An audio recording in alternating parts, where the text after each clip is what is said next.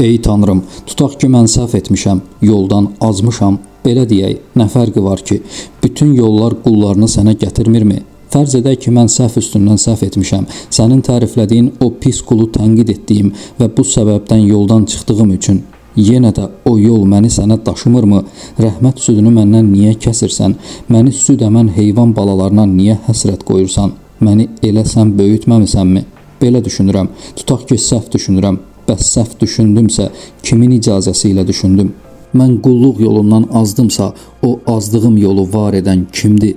Bədənə südlə yerləşən xasiyyət heyvanlarda belə özündən asılı olmazkən, sənin rəhmətin və razılığınla mənə yerləşən bu xasiyyət məndən necə çıxa bilər? Mənim günahım nədir? Ey Tanrım, bir neçə gündür ki, qapından qovmusan məni. Amma gözüm sənin gözəl üzündə qalıb. Səbəbi rədd etmişəm. Çünki səbəb sonradan olur, əvvəldən yox. Sonradan olanın varlığına müqavimət göstərmişəmsə, bu mənim günahımdır. Xeyr, amma tutaq ki, elədir. Mən paxıllıqdan o Adəm deyilən şeyə səcdə etməmişəm. Bunun paxıllığımdan, hiləgərliyimdən deyil, sənə olan eşqimdən yarandığını bilmirsənmi? Bilməzsənmi heç? Əlbəttə bilirsən, mən səni sevirəm, yalnız səni sevir, səni anır, yalnız səni qoruyur, yalnız səni qısqanıram.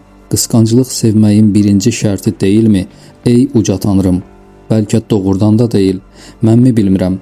Əgər bilmirəmsə, bu mənim günahımdırmı? Bilməmək ayıbdırmı? Xüsusilə də bildirilməyibsə. Tutaq ki, mən yanıldım, ulu yolundan sapıb özümü bəlaya saldım. Bəs mən necə cənnətin başına bəla ola bildim? Sevmə və sevilmə oyununda biraz ərköyünləşdimsə, mat edərdin də, Tanrım, mars edərdin. Niyə məni oyundan kənarlaşdırırsan?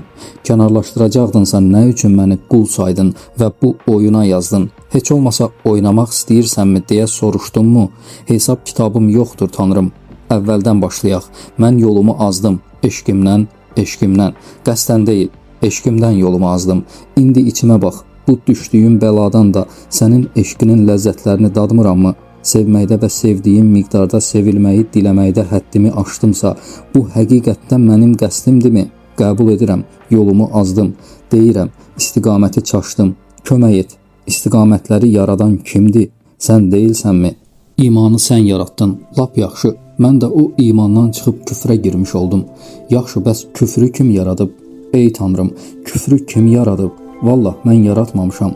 İçimdə bu küfür dediyin cəfəngiyatı tapana qədər onun varlığından xəbərim belə yox idi. Məni kim yaradıb? Taleyimi kim yaradıb? Çevrilmək deyilən kimyanı kim icad edib? Soruşmaq sərbəst idi. Soruşuram. Kainatın xalçası uca zatınla toxundu. Cənnətin ruhu sənin rəhmət nəfəsinlə oxundu. Varlıqların qədəri sənin əlinlə ləhv-i məhfuza töküldü. Bir tək bu aciz qulunun qədərimi özü tərəfindən yazıldı. Elədirsə, yandır məni uca Tanrım, öz atəşimlə qovur, yandır getsin. Heç düşünmüsünüzmü, ən çox iman edən varlıq kimdir? İnsan, mələklər, yoxsa peyğəmbərlər? Bəzi yanaşmalara görə yaradana ən çox inanan, ən çox bağlanan, hətta onun varlığından heç vaxt şübhə etməyən varlıq məhz şeytandır. Ona verilən vəzifə sadə idi, insanları sınamaq, onları yoldan çıxarmaq, imtahan meydanında zəifliklərini üzə çıxarmaq. Əslində şeytanın varlığı Tanrının varlığının bir sübutu idi. Çünki o heç vaxt yaradana qarşı mübarizə apardığını iddia etmədi. O sadəcə öz rolunu oynadı. Bəlkə də bu səbəbdən ən paradoksal şəkildə desək, Tanrıya ən sadiq qul şeytandır. O, öz missiyasını 1000 illərdir qüsursuz şəkildə yerinə yetirir. Amma sual budur, əgər şeytan bu qədər sədaqətli idisə, niyə pis adlandırıldı? Yoxsa əslində şeytan heç xarici varlıq deyil, bizim içimizdəki qaranlığın simvoludur. Şeytanın hekayəsi sanki bütün dinlərin ortaq nəğməsidir. O yaradılışın ən başında var idi. Ən çox ibadət edən, ən çox səcdə edən, mələklərlə bərabər duran varlıq kimi təsvir olunurdu. Onun adı İblis idi. İşıqlı, nurlu, ibadətkar. Amma bir an gəldi və hər şey dəyişdi. İnsan yaradıldı, Adəm. Torpaqdan yoğrulan bir bədən, ruh üfürülmüş bir varlıq və yaradan dedi, bütün varlıqlar Adəmə səcdə etsin. Mələklər tərəddüd etmədən itaət etdi, amma İblis imtihanın simvolu oldu. O dedi, mən oddan, o isə torpaqdan yaradılıb, mən ondan üstünəm, mən necə ona səcdə edə bilərəm? Dini mətnlərdə bu an şeytanın qüruru və üsyanı kimi göstərilir. Amma başqa bir fəlsəfi baxış var. Bəlkə də şeytan sadəcə öz rolunu oynadı. Çünki əgər hər kəs səcdə etsəydi, insanın imtahanı olmazdı. Qüruru, egosu, itaətsizliyi ilə o insana ən böyük güzgü tutdu. Bəzi sufilərə görə şeytanın xeyir və şər arasında seçim yaratması onun ən böyük təslimiyyətidir. Çünki o özünü fəda edərək əbədi lənətə məhkum oldu. Sadəcə yaradanın planı işləsin deyə. Əgər bu baxış doğru olsa, onda şeytan pisliyin təcəssümü deyil, imtihanın vacib bir hissəsi olar. Bu isə paradoksu doğurur. Ən çox lənətlənən varlıq bəlkə də ən çox təslim olan varlıqdır. Əgər şeytanı buynuzlu, qırmızı dərili, əlində nizə tutmuş varlıq kimi təsəvvür etsək, onda onu özümüzdən kənarda axtarırıq. Amma əslində şeytan bizdən çox uzaqda deyil. O bizim içimizdədir. Qəzəbləndiyimiz an, paxıllıq duyduğumuz an, nifrətlə davrandığımız anda içimizdəki şeytan danışır. Çünki bu hisslər doğulanda biz öz vicdanımızdan uzaq düşürük. Dini mətnlərdə deyilən şeytan vəsvəsə verir ifadəsi əslində psixoloji bir həqiqət ola bilər. İnsan beyninin ən dərin qatlarında qorxu və istək arasında qalan bir səs daim danışır.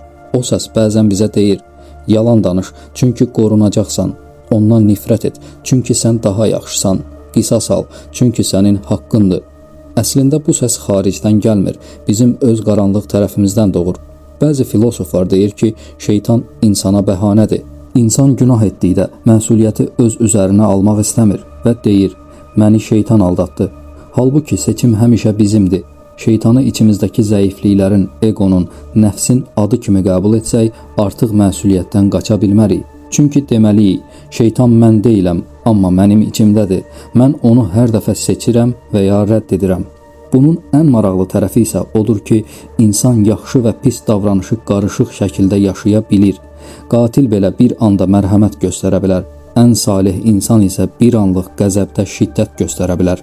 Yəni şeytan da, mələk də eyni bədənin içindədir.